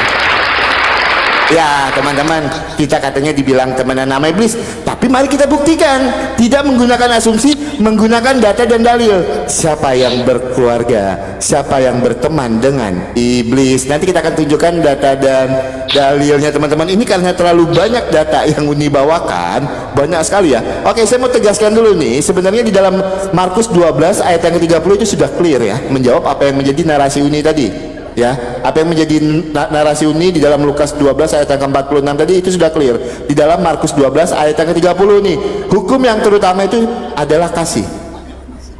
Itu ya Uni ya, itu sudah clear. Nah kalau kita lihat ini di dalam 2 Tawarik 18 ayat yang ke-22 ya, Uni harus paham ya Uni ya, kalau kami itu punya Tuhan itu adalah hakim yang adil, dan dia akan bertindak sesuai dengan karakternya yang kudus dan benar. Jadi tidak ada yang bertentangan ini di dalam 2 Tawarik 18 ayat yang ke-22. 2 Tawarik 22 ya, tadi yang Uni bawakan ya, itu tidak ada yang bertentangan di situ Uni, nggak ada. Terus data-data yang Uni sampaikan, ingat Uni, kami punya Tuhan itu yang tidak mencela-mencela. Maksudnya mencela-mencela itu gini Uni, sekarang saya berkata iya, nanti tidak. Nggak ada yang mencela-mencela. Makanya kalau Uni mau baca ayatnya itu pahami satu konteks. Pahami satu konteks Uni. Ayat ini sedang berbicara tentang apa? Misalnya Yeskiel 18 ayat yang ke-19 itu sedang berbicara tentang apa? Terus juga di dalam 2 Samuel 12 ayat yang ke-15 itu sedang berbicara tentang apa? Jangan Uni kutip-kutip satu ayat ini yang menyebabkan Uni mengatakan, loh ini Tuhannya tidak konsisten. Nggak ada. Kami punya Tuhan yang konsisten Uni. Makanya upah dosa ialah maut. Itu konsisten Tuhan kami. Maka dari itu Sang Firman itu mengambil rupa manusia dan mati di kayu salib. Karena apa? Tuhan kami konsisten supaya kami tidak mati di dalam kebinasaan karena kami jatuh ke dalam dosa. Maka dia mengutus Tuhan Yesus datang ke dunia ini. Jadi Tuhan kami konsisten. Terus Uni bilang juga, ketika Tuhan Yesus disalibkan, Tuhan Yesus berkata kepada orang yang ada di sebelahnya, saat ini juga kamu ada bersamaku di Firdaus. Tuhan Yesus itu kan mati dan masuk ke alam maut untuk mengalahkan kuasa maut, dan dia bangkit di hari yang ketiga karena dia mengalahkan kuasa maut. Uni, kami punya Tuhan itu yang maha kuasa Uni. Bukan berarti ketika Tuhan Yesus ketika itu disalibkan udah di situ saja. Ingat, kami juga punya Tuhan itu rohnya bukan satu nih. Ya, roh Tuhan itu bukan cuma satu. Itu, jadi kami punya Tuhan itu yang maha kuasa. Ya, Uni mungkin kalau ada pertanyaan maksudnya gini nih, lebih spesifik pertanyaannya apa? Jangan Uni kutip ayat sana sini. Kan Oki itu kalau satu match biasanya cuma mengutip 2 ayat, 3 ayat. Jadi enak untuk ditanggapi. Uni tadi saya catat itu mengutip 7 ayat. Ambil yang paling berkorelasi aja, jadi gampang saya menanggapinya ya Uni ya. Oke, Uni tadi berbicara, makanya Oki itu jangan berteman dengan iblis. Oke, mari kita tunjukkan datanya teman-teman di dalam Sahih Bukhari 1898. 18, sebentar ya, saya jadi nggak bertanya, saya mau menanggapi dulu. Setelah ini aja saya bertanya ya teman-teman ya. Sahih Bukhari 1898. Oke. Bukhari 1898 ya ini ya. Kita bacakan bahwa Safiyah radhiyallahu menemui Nabi ketika beliau sedang itikaf. Ketika dia kembali, beliau berjalan dari kaum Asyar dan melihat beliau. Setelah beliau melihatnya, beliau memanggil orang itu lalu berkata, dialah Safiyah. Sufyan beranggapan, beliau berkata, itu adalah Safyan. Sesungguhnya setan berjalan pada diri manusia lewat aliran darah. Jadi di dalam aliran darah kalian ini itu ada setan. Oke, kalau kita lihat lagi ini di dalam Tirmizi 18 ini, kalau saya menggunakan data ya Uni ya, saya tidak menggunakan asumsi saya. Mau Uni bilang saya berteman dengan Pak Bom Bom, mengatakan Pak Bom Bom iblis tadi dengan Bang Edis. Oke, sekarang saya buka di dalam Tirmizi 18 Uni. Saya gunakan data dan dalil saya. Sesungguhnya ia adalah makanan saudara kalian dari bangsa jin. Bahkan di sini dibilang saudara Uni, jin Uni. Di dalam Tirmizi 18 itu gimana? Ya. Ini gimana ini? Siapa yang bersaudara sebenarnya Uni? Kalau kami tidak pernah dituliskan di dalam Alkitab kami, sesungguhnya kalian bersaudara dengan si iblis. Enggak pernah Uni ya. Gitu. Silakan Uni. Oke, langsung dijawab ya. Ya, wajar Oki nggak tahu perbedaan setan dengan jin karena Oki kan tidak memiliki diksi itu di kitabnya Oki. Nih Oki, jin itu adalah entitas lain, makhluk lain yang diciptakan dari percikan api, jin namanya. Jin yang paling pertama membangkang digelarin namanya iblis. Kenapa? Dari kata ablasa, terputus rahmat Allah. Setan itu adalah sifat yang ada pada diri jin dan manusia. Jadi yang namanya jin itu juga punya sifat setannya. Sama seperti manusia juga punya sifat setan, karena setan adalah sifat tuh. Setan adalah sifat untuk menyebut setiap makhluk. Makanya ada dalam Quran surah An-Nas itu minal jin wan nas, dari jin dan setan dari kalangan jin dan manusia. Kan itu sifat, makanya mengalir di setiap aliran darah. Nah, kalau ada setan mengalir dalam aliran darah kami, bukan kami berteman, oke, karena memang kita diberikan sifat hawa nafsu yang adalah sifat ingkar kepada Allah. Itu namanya sifat setan. Itu sifat, bukan makhluk. Tapi oke juga bisa dikatakan setan kalau mengikuti hawa nafsu, karena itu sifat karakter gitu loh. Nah, nih Abu Sulaiman yang mengatakan nih, setan dalam bahasa Arab nih ya. Nih pernyataan ini kutipkan dari Konsultasi Syariah. Nih, setan dalam bahasa Arab digunakan untuk menyebut setiap makhluk yang menentang dan membangkang. Alamul jinni wasyaiton halaman 16. Itu jadi beda, jangan disamakan semua. Nah, dan Oki sekali lagi ini Uni tekankan, pertanyaan tadi apa? Uni kan jarang bertanya, maksudnya Uni langsung menanggapi aja. Yaudah deh Uni bertanya deh. Kata Oki, Tuhan kami konsisten. Coba Uni tanya sama Oki. Ketika Tuhan berkata memberikan hukum, bila seorang laki-laki berzina dengan istri orang, yakni berzina dengan istri sesamanya, pastilah keduanya dihukum mati. Ya. Nah, pertanyaan saya, waktu Daud berzina dengan Batseba yang dihukum mati siapa? Silakan dijawab dengan hati nurani, dengan kejujuran. Siapakah pada waktu itu yang dihukum mati oleh Tuhan? Itu pertanyaan Uni. Maka jawaban Oki akan menentukan kejujuran dan kebenaran Oki di sini. Konsistensi itu apa Oki? Berkata A, tidak, katanya Oki Tuhannya nggak mencela-mencele. Loh, bukankah Uni sudah buktikan Tuhan Oki mencela-mencele? Tuhan berkata, tidak mungkin anak menanggung dosa bapak. Tapi justru anaknya Daud, bapaknya yang berzina, dia yang ditulahi Tuhan, Oki. Si Daudnya nggak dibiarkan mati, malah dia diampuni sama Tuhan. Bahkan menikah dengan Batseba, menjalin rumah tangga sakinah mawadah warahmah. Bahkan punya anak kemudian Salomo, dan bahkan anak Salomo itu dicintai oleh Tuhan. Gimana ini ceritanya? Padahal Tuhan memberi aturan kepada manusia nih. Kalau ada yang berzina dengan laki orang ya dihukum mati ya guys. Tahu-tahu Tuhan sendiri nggak menghukum mati Daud. Apa karena itu adalah nenek moyangnya Yesus? Nggak adil nih Tuhannya nih. Tuhannya nepotisme dong. Ini yang Uni tanya. Sebenarnya dari tadi Uni udah tunjukin itu sama Oki. Oki sih. Nah, mencela-mencela itu ngomong A kemudian B. Contoh ini dalam kitab ini. Di Yeskiel dikatakan tidak mungkin anak turut menanggung kesalahan bapaknya. Tiba-tiba di Imamat dikatakan dia yang berzina, dia menanggung hukuman, dia yang mati. Tiba-tiba kenapa itu Nathan diutus bukan untuk malah dihukum Daudnya, tapi anaknya? Ini yang dijawab. Ini. Di mana letak keadilan Tuhan Oki yang Oki bilang dari tadi adil lah, konsisten lah. Ini Ki. Kemudian pergilah Nathan ke rumahnya. Ini kan Tuhan yang mengutus Nathan. Dan Tuhan menulahi. Ki, ini anak salah apa? Ini anak baru lahir cuma ditulahi Tuhan doang gara-gara kelakuan bapaknya. Bapaknya yang menikmati farjaha orang. Mentang-mentang dia adalah nenek moyangnya Yesus, Ki. Takut Yesus kalau dia mati nanti Yesus nggak punya nenek moyang.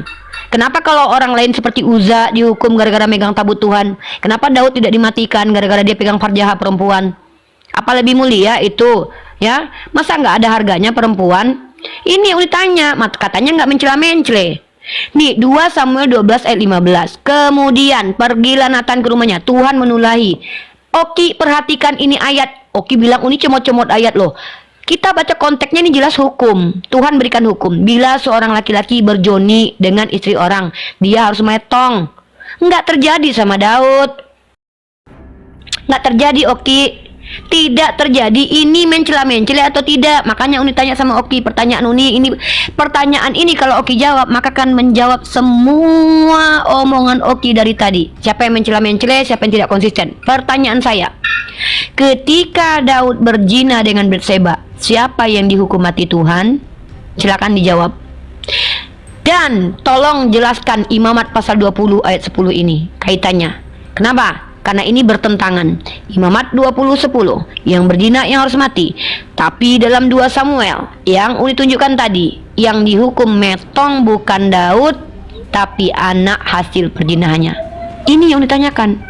Kalau perkara yang berteman dengan iblis, kami tidak berteman dengan setan. Tapi kalau jin, ya sama seperti kita, punya sifat setan juga punya sifat baik. Seperti itu kepercayaan kami. Seperti itu, Oki ya. Bedakan ya jin dan setan. Oke. Terima kasih. Udah tahu ya poin penting Uni itu. Itu tadi. Ya. Jawab itu aja. Oke, Uni sekarang saya mau jawab dulu. Ya, Uni jangan lihat langsung yang ke ayat 15-nya. Lihat dulu dong ayat 13-nya. Apa yang dilakukan Daud. Lalu berkatalah Daud kepada Nathan, aku sudah berdosa kepada Tuhan. Dan Nathan berkata kepada Daud, Tuhan telah menjauhkan dosamu itu, engkau tidak akan mati. Tetapi Daud akan tetap menerima konsekuensinya. Kenapa? Makanya anaknya dikenai itulah. Itu adalah kedaulatan Tuhan, Uni. Karena apa? Kalau Daud ini mati, Uni, dia akan menggagalkan perjanjian antara Daud dengan Tuhan. Di mana? Di dalam 2 Samuel ayat yang di dalam 2 Samuel 7 itu adalah perjanjian antara Daud. Tapi di sini Daud sudah mengaku kesalahannya. Daud meminta ampun, tetapi kedaulatan Tuhan yang terjadi dan konsekuensi dosa tetap tertimpa atas Daud. Makanya apa? Tulah itu jatuh kepada anaknya. Ini sudah menjawab semua, Uni. Baca ayat yang ke-13-nya. Jangan Uni mengutip ayat yang ke-15-nya. Kemudian pergilah Nathan ke rumah dan menulahi anaknya. Tetapi Uni lupa membaca ayat yang ke-13-nya. Ketika apa? Daud sadar akan kesalahannya. Daud meminta maaf. Ya Uni ya. Nah itu Uni. Nah terus juga saya sebenarnya nanti saya tanggapi ya habis diskusi ini aja saya tanggapi. Oke, Uni bilang tadi, kami itu tidak bersaudara dengan jin, kami tidak ada berteman dengan iblis, kata Uni ya. Karena apa? Jin dan setan itu mempunyai dua hal yang berbeda. Tapi Uni juga jangan menutupi Uni, setan itu adalah bagian dari jin. Ya. Nah sekarang saya mau tunjukkan lagi datanya sama Uni di dalam Sahih Muslim 3886. Muslim 3886. Hadis Muslim 3886. Satu kasur untuk seorang suami, satu kasur untuk istrinya, kasur ketiga untuk tamu, dan kasur keempat untuk setan. Bahkan sampai disiapkan kasur Uni. Bahkan setan di dalam iman Uni itu disiapkan kasur. Kasur keempat untuk setan. Satu kasur untuk suami, satu kasur untuk istrinya, kasur ketiga untuk tamu, dan kasur keempat untuk setan. Sahih Muslim 3886. Oke, sekarang saya buka lagi di dalam Sahih Muslim 5035. Muslim 5035. Oke, sebentar ya Uni ya. Muslim 5035. Derajatnya juga sahih, saya mau bacakan. Bahwa Rasulullah telah keluar dari kediamannya pada suatu malam. Aisyah berkata, aku merasa cemburu pada beliau. Lalu beliau datang dan aku melihat yang beliau lakukan. Beliau bertanya, kau kenapa wahai Aisyah? Aku menjawab, orang-orang sepertiku mengapa tidak memburui orang seperti Tuhan? Rasulullah bersabda, apa setan mendatangimu? Aisyah bertanya, wahai Rasulullah, apakah ada setan menyertaiku? Beliau menjawab, ya. Aisyah bertanya, juga menyertai semua manusia? Beliau menjawab, ya. Ia bertanya kepada Tuhan juga? Beliau menjawab, ya. Hanya saja Rob menolong mengalahkan hingga ia masuk Islam. Yang pertama Uni, setan di sini masuk Islam. Yang kedua, ternyata setan itu menyertai manusia. Itu gimana Uni? Ketika Uni bilang tadi, loh kami tidak berteman. Kan Uni sendiri yang mengatakan tadi, Oki berteman dengan Pak Bom-Bom, Aegis itu karena iblis. Tetapi itu tidak tertulis di dalam Alkitab kami. Kalau setan menyertai kami, bahkan setan di dalam iman Kristen itu masuk Kristen, tidak pernah tertulis seperti itu nih. Bahkan setan itu menjadi pengikut Kristus, tidak pernah tertulis seperti itu. Ya, kalau Uni tadi tidak menggunakan data dan dalil untuk menyerang Pak Bom-Bom dan Aegis, tapi saya menggunakan data dan dalil Uni. Kalau setan itu menyertai setiap manusia di dalam iman Uni. Oke, sekarang saya mau masuk ke akal dan hati nurani. Oke, sekarang kita buka di dalam Sahih Bukhari 6411 ini. 6411 ya. Di mana hati nurani kita? Kita buka di dalam Bukhari 6411. Hadis Bukhari 6411. Sebentar ya. Di mana hati nurani kita di sini? Mengatakan beberapa orang jinjik meringkus dan dihadapkan kepada Allah, Raja Allah, lalu Ali membakar mereka. Kasus ini terdengar oleh sehingga ia berujar, kalau aku tak akan membakar mereka karena ada larangan Rasulullah yang bersabda, jangan kalian menyiksa dengan siksaan Allah, dan aku akan tetap membunuh mereka sesuai sabda Rasulullah. Siapa yang mengganti agamanya, bunuhlah. Gimana hati nurani kita ini? Kenapa orang yang mengganti agamanya diperintahkan untuk membunuh? Silakan. Oke, tolong bedakan berteman dengan diberi natur ya. Tadi saya sudah jelaskan nih ya, bahwa iblis dan setan itu beda ya. Iblis dan setan itu beda. Nih, saya sudah tunjukkan datanya dari mana tadi. Oke, saya sudah tutup ya nanti. Yang berteman itu kayak gini nih, oke. Nih, maka Yesus dibawa oleh Roh ke padang gurun untuk dicobai. Iblisnya kolaborasi namanya. Itu baru kolab. Ya, Matius pasal 4 1 sampai 11. Nah, kami nggak berteman, kami tidak diatur sama setan. Justru setan di bawah kekuasaannya Rasulullah. Makanya sifat setan, sifat ingkar itu sudah tidak ada lagi pada diri Rasulullah. Kenapa? Sudah aslam kepada Allah. Jadi kalau manusia biasa itu tidak bisa mengaslamkan sifat setan dalam dirinya, karena dia tidak bisa mengendalikan setan. Rasulullah ya bisa lah, dia nabi. Yang nggak bisa mengendalikan iblis itu kayak Yesus nih.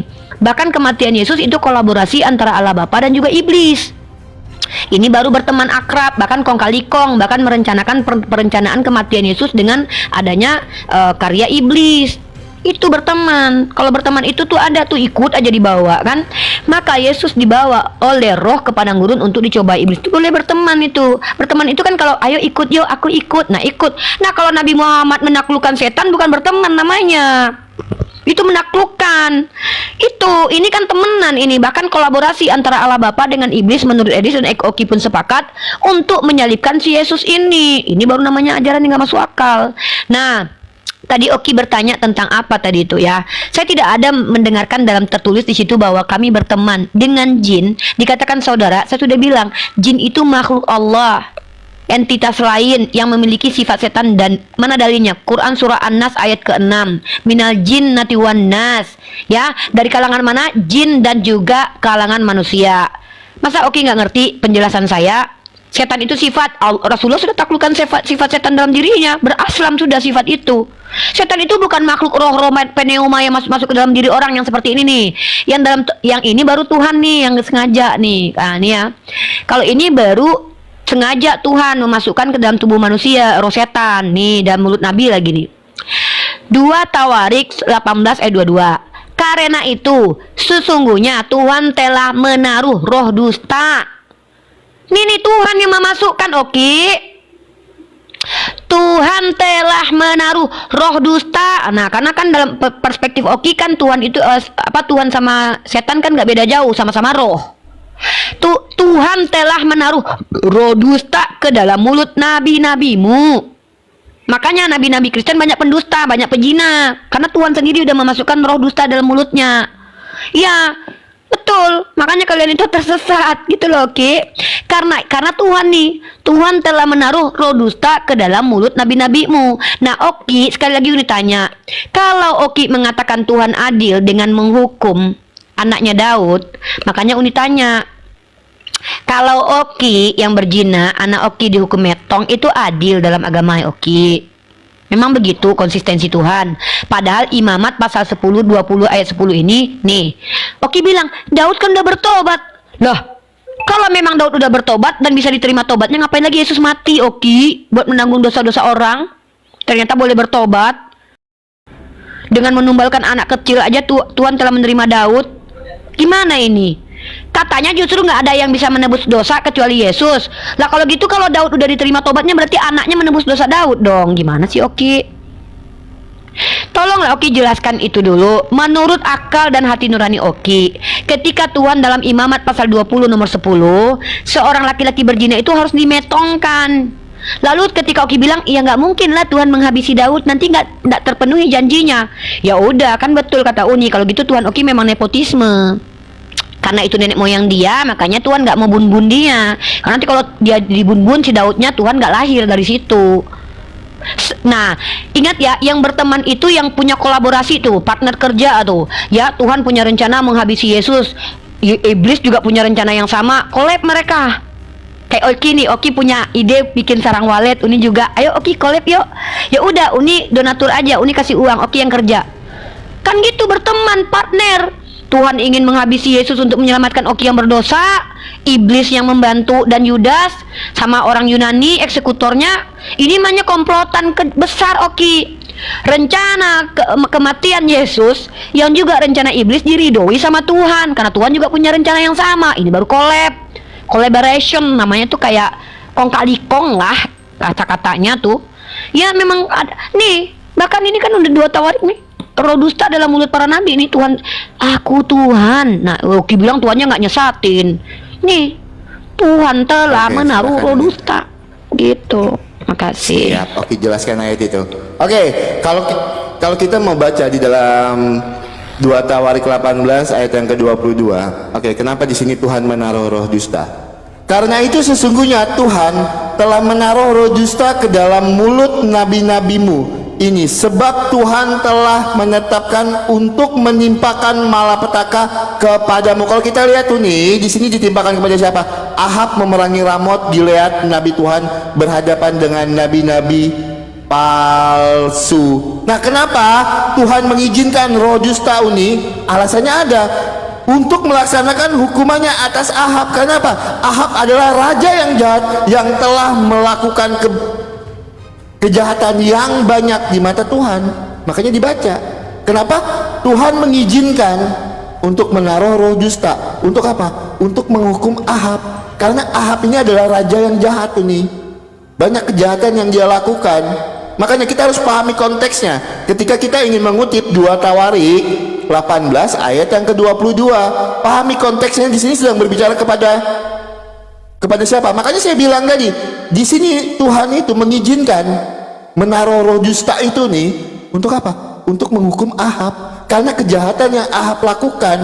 Ahab ini adalah seorang raja yang jahat. Itu nih ya. Oke.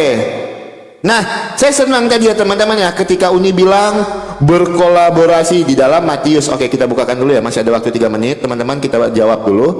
Tuhan berkolaborasi di dalam Matius 4 ya, Matius 4 itu ya. Matius 4 ayat yang ke-11. Oke. Lalu iblis meninggalkan dia. Ini kan iblis kalah nih ini. Makanya dia meninggalkan dia. Dan lihatlah, malaikat-malaikat datang melayani Yesus. Kalau kita lihat di sini Uni, tidak ada di sini diksi mereka ini berkolaborasi. Tidak ada. Percobaan di padang gurun. Maka Yesus dibawa oleh roh ke padang gurun untuk dicoba iblis. Karena apa nih? Tuhan Yesus ini datang untuk menjadi Adam yang terakhir. Makanya dia dicobai nih. Karena apa? Adam yang pertama itu kan kalah dengan pencobaan. Ketika Tuhan Yesus yang menjadi Adam yang terakhir ini, Tuhan Yesus tidak kalah dalam pencobaan itu. Dan di sini tidak ada kolaborasi nih. Makanya kalau kita lihat di ayat yang ke-11-nya, lalu iblis meninggalkan dia, dan lihatlah malaikat-malaikat datang melayani Yesus. Nah, kalau kita lihat Uni, yang berkolaborasi ini yang seperti apa sih? Itu ya, karena Uni tadi bilang-bilang ngomong yang itu kan berkolaborasi. Oke, sekarang saya akan tunjukkan sama Uni Riva ya. Sekarang saya akan bukakan datanya. Kita mulai dari Al-Hijr ayat yang ke-6. Mereka berkata, wahai orang-orang yang kepadanya diturunkan Al-Quran, sesungguhnya engkau dalam kurung Nabi Muhammad benar-benar orang ini ya. Nah, kalau kita lihat ini, siapa yang memasukkan olok-olok ini sehingga orang mengolok-olok Nabi Muhammad Uni? Kalau kita lihat di ayat yang ke-11-nya Uni, kita lihat ya. Kita buka ayat yang ke-11-nya.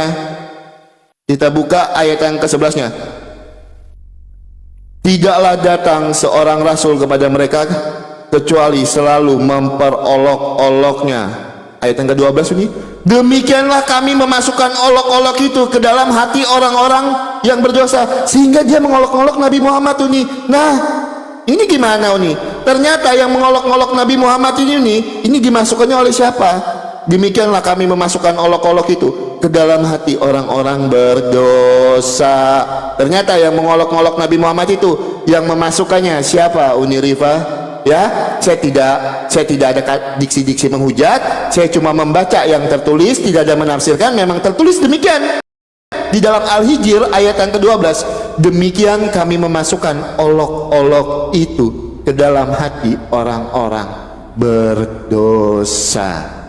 Ya, tapi nggak apa-apa. Uni kalau mau bilang di dalam Matius 4 ayat yang ke-1 sampai dengan ke-11 itu adalah kolaborasi antara Tuhan dan iblis. Tidak ada di situ diksi kolaborasi ya Uni ya. Di dalam Matius 4 ayat 1 sampai yang ke-11. Nah, kalau di dalam Al-Hijr seperti apa Uni menjelaskannya? Kenapa Uni Allah memasukkan olok-olok untuk memperolok Nabi Muhammad? Kenapa? Ya. Nanti Uni bisa jelaskan. Itu yang pertama aja. Ya, yang kedua, Uni belum menanggapi Uni di dalam hadis Bukhari 6411. Siapa yang mengganti agamanya maka bunuhlah. Ayo kita gunakan hati nurani kita gunakan akal kita seperti yang Uni bawakan di dalam opening statement Uni tadi. Ajaran yang benar, kita menggunakan hati nurani dan akal kita. Kenapa orang yang mengganti agamanya di situ dibunuh tertulisnya Uni? Silakan nanti Uni jawab menggunakan data dan dalil. Oke. Oke, ini tunggu jangan ini dulu. Ini udah ini ya? Oh, oke belum. Ini mau ini dulu nanya ya, dulu. Jadi kita berapa sesi lagi? Berapa sesi lagi nih? Ini udah bentar. Ini sudah sangat 11. Sudah 1 jam 32. Ya. Karena ini bilang tadi kita maksimalkan. Oh ya. 1 jam setengah. Ini terakhir, nanti kita closing statement. Uni sekarang ambil waktu Uni 10 menit. 5 menit Uni menanggapi saya yang tadi, 5 menit Uni closing statement. Habis itu saya cuma ambil 5 menit untuk closing statement. Ya. Jadi 2 kali, jadi adil dia jatuhnya Uni ya. Oke, bentar. Silakan. Berarti Uni 10 menit ya. Bentar, terakhir pertanyaan Oki apa tadi biar Uni komplit menjawab semuanya. Jangan Uni jangan terima dulu bentar. Apa tadi pertanyaannya? Hadis apa tadi? Bukhari 6411. Bukhari ada tertulis di bawah itu ya. Kan itu kepada orang-orang zindik itu nih. Ya. Nah, kepada orang-orang zindik di situ ya. Oke, jadi langsung menjawab ya.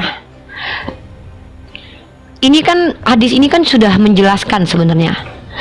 Telah menceritakan kepada kami Abu Nu'man Muhammad bin Fadl, telah menceritakan kepada kami Hamad bin Zaid dari Ayub dari Ikrimah mengatakan orang zindik harus diringkus dan dihadapkan kepada Ali dan akan dibakar karena ini zindik. Zindik ini adalah orang yang menyebarkan agama yang tidak ada arahannya, Oki, dan mereka mengganti agamanya dan bahkan mengajak orang lain sesat. Artinya orang yang telah menyerang akidah memang betul boleh dibunuh. Makanya ada istilah kafir harbi dan kafir bukan yang harbi. Kayak kafir-kafir yang menyerang akidah Islam memang boleh, tapi bukan kami. Tetapi orang yang punya kapasitas seperti Ali radhiyallahu anhu. Ya, ini kan ayat hadis ini sudah menjawab langsung ini. Orang-orang zindik ini memang orang berbahaya. Nah, sama seperti Yesus mengatakan bahwa ikatlah batu kilang di leher para penyesat itu. Kan begitu, bahkan lebih parah lagi kalau Yesus mau disuruh siksa. Nah, oke. Ini menanggapi lagi nih ya. Penekanan Uni itu mempertanyakan tentang karya ilmiah tadi nih. Ini dasar Uni tadi ngomong nih. Ya, ini dasar Uni ngomong. Kalau kita bicara kebenaran, karena tema kita adalah ajaran yang benar, kita tidak boleh lepas dari akal dan hati nurani. Ya, kalau menghukum orang salah itu masuk akal. Bahkan ada hukum di negara kita menghukum orang yang salah, melepaskan orang benar. Bukan malah sebaliknya, menghukum orang benar untuk menyelamatkan orang salah. Itu tidak adil. Coba ditanya kemana dimensi manapun ada nggak keadilan seperti itu. Contoh, bapaknya yang berbuat zina, anaknya dihukum, itu tidak adil. Nggak ada di pengadilan manapun, tidak sesuai dengan naluriah dan akal dan common sense. Common sense. Nggak ada seperti itu. Makanya bertentangan dengan akal. Ini kan bawa jurnal nih, bahwa kita sepakat secara kaidah ilmiah yang namanya kebenaran itu ada yang namanya kejujuran. Sudah minta ampun loh. Kalau begitu, kenapa yang si Ahab tadi tidak diampuni Tuhan? Oh, dia tidak minta ampun. Lah, Daud itu adalah orang yang dipilih Tuhan. Ya wajar Ahab tidak meminta ampun karena dia tidak dipilih Tuhan. Coba dipilih. Kan Yoki yang mengatakan, iman Kristen yang mengatakan ada anak kecil lahir dari hasil perjinahan bapak mamanya, tapi dia ditulahi sakit-sakitan selama seminggu. Dia loh bayi, nggak tahu apa-apa. Kalau dari tadi Oki bilang mana ada ajaran hati nurani ini Uni, di ajaran Uni ini kayak gini nih, orang yang ingkar kepada orang yang mengganti agamanya dibun-bun. Lah kan orang zindik. Orang zindik yang mengganti agamanya karena mereka akan menyesatkan banyak orang. Bahkan kan itu juga di dalam perjanjian lama, tumpaslah tanganmu sendiri, bunuhlah. Bahkan menyesat ini lebih baik diletakkan batu kilang dan ditenggelamkan. Kan sama itu. Di mana salahnya kami? Kecuali anak yang tidak bersalah. Dia bukan penyesat, baru lahir brojol ke dunia, belum menikmati enak-enak dunia, udah ditulahi selama seminggu. Ini baru sesat. Nah, jadi ajaran Oki ini ajaran yang tidak konsisten antara perkataan Tuhan dengan perilaku Tuhan. Tuhan berkata, orang yang berzina dia harus mati. Tapi perilaku Tuhan menghukum anaknya Daud, tapi bukan Daud yang dihukum mati, anak Daud yang dihukum mati. Ini sangat-sangat tidak berperi kemanusiaan, sangat tidak masuk akal, dan sangat-sangat keji dan kejam. Kalau Allah selalu saja iblis disesatin, Okli komplain, ya iblis ya harus disesatin, memang disesat. Orang-orang mengolok Nabi Muhammad, olok-olok dimasukkan, ya emang dia pengolok-olok. Ini Nabi dikasih roh dusta, anak kecil dihukum karena bapaknya. Orang benar seperti Yesus menanggung dosa kalian yang berdosa. Berpihak banget ajaran Oki ini kepada orang-orang jahat. Oki, keluarga disuruh benci. Kasihilah sesamamu seperti mengasihi diri sendiri. Lah, cara mengasihi diri sendiri kan pikul salib. 1 Petrus pasal 2 18-19 adalah kasih karunia kalau kalian semakin tersiksa hidupnya. Lah, kalian kan dikasih definisi mengasihi diri sendiri adalah pikul salib. Penderitaan Yesus sebagai suri tauladan. Kalian disuruh mengasihi orang lain seperti mengasihi diri kalian. Lah kalian sendiri memperlakukan diri kalian apabila ditampar pipi kiri kasih kanan. Tidak boleh melawan orang jahat kepadamu. Ajaran macam apa ini yang bertolak belakang dengan akal dan hati nurani Oki? Inikah yang dikatakan ajaran benar? Ketika Islam bersikap tegas kepada orang zindik, orang yang mengganti agamanya dan dia zindik, kemudian dia merusak agama Islam, dikatakan ajaran salah. Ketika Islam memerangi orang yang memerangi kami, ketika Allah mengatakan iblis itu sesat, malah salah. Lah ketika iblis punya rencana menyalibkan Yesus, ternyata diberkati Tuhan. Yang saya bilang berteman itu adalah ketika ada orang ikut diajak orang lain, itu kan berteman. Iblis mengajak Yesus ikut Yesus, dicobai malah kan beda. Kalau Uni diuji sama dosen kevalitan ilmu Uni, Yesus ketuhanannya diuji sama iblis. Yang menguji itu lebih tinggi daripada yang diuji. Masa iblis yang menguji ketuhanan Yesus? Kan levelnya beda. Uji pernah kuliah nggak Oki? Yang menguji kan dosen pembimbing, dosen penguji, kan lebih tinggi ilmunya dari Oki. Lah ketuhanan Yesus diuji sama iblis. Kan ini yang namanya kolaborasi aneh, kebolak-balik. Di dalam tadi hadis semua ditunjukkan bahwa kalau setan itu ada di kamar-kamar. Ya iya kan, kamar kosong diuji sama setan. Lubang hidung kami aja diduduin setan. Setan di lubang dubur ada, di ginjal ada. Setan itu kan mengalir dalam darah. Setan jangankan kami lagi tidur berdua, di samping yang ketiga setan. Orang berdua laki-laki, yang ketiganya setan. Oki, jangankan tidur Oki. Kemana-mana mah kita disertai setan dan juga disertai malaikat, tapi kita cenderungnya kemana? Setan membisikkan bisanya, kita yang mengikuti. Makanya ada waswisu fi sudurin nas, yang membisikkan di hati manusia. Setan membisikkan, kita mengikuti apa enggak? Orang yang beriman akan mengikuti Al-Quran. Nah maka ajaran yang benar, tema kita adalah ajaran yang konsisten. Menghukum orang berdosa menyelamatkan orang benar, bukan sebaliknya. Ini gimana konsisten? Nabinya dimasuki roh dusta, giliran orang sesat dimasuki iblis, orang kafir disertai iblis malah nggak terima. Itu adil namanya. Orang kafir, orang sesat, orang zindik itu dihukum Tuhan. Ya, yang lucunya Bani Amalek yang kasihan banget tuh. Uza juga kasihan tuh. Uza hanya karena mau membantu Tuhan memegang tabut dihukum mati sama Tuhan. Yesus yang nggak tahu apa-apa dihukum. Itulah closing statement Uni. Terima kasih, silakan diterima. Iya, saya mau tanggapi lebih tinggi yang menguji dibandingkan yang diuji. Uni membawakan analogi. Mari kita lihat datanya ya teman-teman ya. Matius 8 ayat yang ke-29. Dan mereka itu pun berteriak katanya, apa urusanmu dengan kami hai anak Allah? Adakah engkau kemari untuk menyiksa kami sebelum waktunya? Iblis tahu kalau Yesus itu adalah anak Allah. Bahkan iblis takut kepada Yesus. Engkau kemari untuk menyiksa kami sebelum waktunya. Jelas ya dikatakannya. Mana yang lebih tinggi antara iblis dan Tuhan Yesus? Kalau kita lihat lagi di dalam Matius 8 ayat yang ke-6, Matius 8 ayat yang ke-16, sebentar kita akan bacakan lagi. Menjelang malam dibawalah kepada Yesus banyak orang-orang kerasukan setan, dan dengan sepatah kata Yesus mengusir roh-roh itu dan menyembuhkan orang-orang yang menderita sakit. Tuhan Yesus berkuasa atas iblis ya, Uni Rifaya.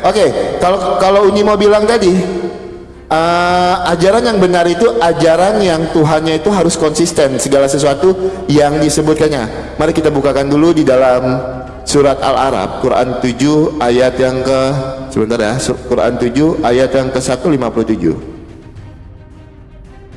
Yaitu orang-orang yang mengikuti Rasul Muhammad, Nabi yang ummi, tidak pandai baca tulis, dan namanya tidak temukan tertulis di dalam Taurat dan Injil yang ada pada mereka. Dia menyuruh mereka ma'ruf, mencegah yang mungkar, menghalalkan segala yang baik bagi mereka, mengharamkan segala yang buruk bagi mereka, dan membebaskan beban-beban serta belenggu-belenggu yang ada pada mereka. Adapun orang-orang yang beriman kepadanya, memuliakan, menolongnya, dan mengikuti cahaya terang yang diturunkan bersama Al-Quran, mereka itulah orang-orang beruntung. Kalau di sini jelas ya dikatakan ya, Nabi yang ummi, tidak pandai baca dan menulis. Mari kita lihat di dalam Quran 98,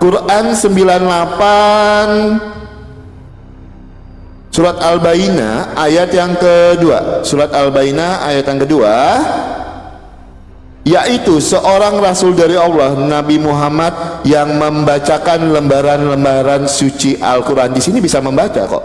Ini bahkan membacakan lembaran-lembaran suci Al-Quran. Sekarang aku buka lagi di dalam Quran 6 ayat yang 151. Surat Al-An'am ayat yang 151. Katakanlah dalam kurung Nabi Muhammad, kemarilah aku akan membacakan apa yang diharamkan Tuhan kepadamu. Ini lagi membacakan apa yang diharamkan Tuhan kepadamu, yaitu janganlah mempersekutukannya dengan apapun, berbuat baiklah kepada orang tua. Kenapa berbuat baik kepada orang tua di sini dibacakan kepada sesuatu yang haram? Katakanlah dalam kurung Nabi Muhammad, aku akan membacakan yang diharamkan Tuhan kepadamu, yaitu janganlah mempersekutukan dengan apapun, berbuat baiklah kepada orang tua. Nah ini gimana nanti itu ya? Tapi karena ini closing statement, saya akan lebih banyak mempertanggungjawabkan iman saya ya. Jadi ajaran yang benar, kita punya Tuhan itu yang berdaulat, dan landasan dasarnya itu adalah kasih. Nah kenapa Tuhan itu membinasakan bangsa Amalek? Karena banyak kejahatan yang dilakukan bangsa Amalek. Ketika diperingatkan 400 tahun setelah itu dia tidak bertobat, maka bangsa Amalek dibinasakan. Karena apa? Tuhan kami tidak mencela-mencela, upah maut ialah dosa. Nah ketika Tuhan memperingatkan bangsa Niniwe dengan kesalahannya, 40 hari bangsa Niniwe langsung bertobat, maka Tuhan tidak membinasakannya. Itulah kejelasan Tuhan kami. Makanya saya percaya kalau Tuhan Yesus itu adalah jalan kebenaran dan hidup, dan ajaran Kristen itu adalah ajaran yang benar. Ya, karena landasan dasar iman Kristen itu adalah kasih, dan di dalam iman Kristen juga kami tidak pernah membeda-bedakan antara wanita dan laki-laki, dan tidak pernah disebutkan kalau perempuan itu adalah penghuni neraka paling banyak dan menjadi bahan bakar di neraka. Makanya saya menggunakan hati nurani saya dan akal pikiran saya memilih Kristen sebagai ajaran yang benar, memilih menjadi pengikut Kristus, karena Tuhan kami juga tidak pernah memerintahkan kami untuk memerangi orang-orang yang tidak beriman kepada Kristus. Jadi saya akan tetap menjadi pengikut Kristus. Karena apa? Landasan dasarnya adalah kasih. Kasihilah musuhmu dan berdoalah bagi orang yang menganiaya kamu. Kasih di situ bukan berarti ketika ada orang merampok rumah kita belai-belai, enggak seperti itu. Hukum tetap berlanjut, tapi kita maafkan apa yang menjadi kelakuannya. Ya, oke, Uni Rifa, terima kasih untuk diskusi yang menarik. Uni Rifa, sampai jumpa di diskusi selanjutnya. Keren. Ya, mohon jadi maaf ini kalau ada nih yang salah, ya, Uni. konsisten. Kalau kita misalkannya mau kalau debat itu biasa, diskusi itu biasa, dialog itu biasa, etika debat itu kayak satir itu biasa. Tapi kalau sudah teriak-teriak, kamu tolong, kamu itu nggak etis. Tapi kalau untuk satir itu seni dalam berdialog tika. Baik, terima kasih buat Terima Oki. kasih ya, Uni. Semoga Ya, Oki, mungkin sebelum berpisah, coba Oki teruslah masuk ke dalam ruang akademisi kekristenan supaya tidak sama dengan apologet lain, Oki ya. Kenapa? Karena Uni berharap Oki nanti lagi mengambil kuliah S1 ya. Ambil apa? Sekarang. Ih, keren banget. Nah, ini Uni seneng nih. Jadi nanti bisa Oki menjadi salah satu partner diskusi Uni terus. Kenapa? Karena kan Uni insya Allah sudah bentar lagi wisuda.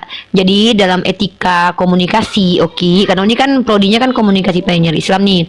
Tidak etis rasanya Uni sebagai seorang yang sudah memiliki gelar kesarjanaan itu diskusi dengan orang yang boleh dikatakan tidak tervalidasi keilmuannya, karena itu tidak adil. Nah, kalau Oki sambil belajar menjadi mahasiswa, ya ini challenge besar buat Uni. Justru Uni bangga nih kalau ada orang Kristen kayak Oki. Ngambil di mana, Dek? Di STT Pancasila, di bawah bimbingannya Pak Bambang Nursena. Wah, keren tuh. Nanti kalau sudah bisa gitu, nanti Uni kolaborasi dengan beberapa lembaga besar, kita kan bisa bikin dialog interfaith yang bawa ruang akademik tuh. Ya kan, Oki Betul, dengan siap. pihak kampus, Uni dengan pihak kampus, kan keren banget tuh. Maka kita bisa menjadi salah satu kalau dibilang tuh trendsetter diskusi yang menggunakan kaidah-kaidah akademis tuh nanti tuh ada karya ilmiah yang kita bawa, jurnal, nah keren ya. Ya, Oke. pokoknya good luck Siap, buat Oki ya. Oke, terima kasih banyak Uni ya. Mohon maaf Semangat kalau ada terus. kata-kata saya yang menyinggung perasaan ini sama di ya. teman diskusi itu. Sama ya, Oki juga gitu. Diksi Uni kalau ada yang menyakiti Uni minta maaf, tapi kembali Aman, lagi aman. ini kita diskusi, retorika atau satir itu hal yang lumrah. Oke. Sehat-sehat Oke, Oki. siap Uni. Ya, sehat-sehat Uni. Terima kasih banyak. Sama-sama adikku, sehat-sehat.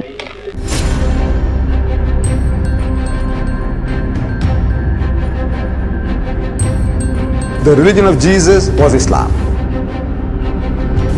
Because with Allah, there is only one religion. He says, Inna dina inda Allahi Islam.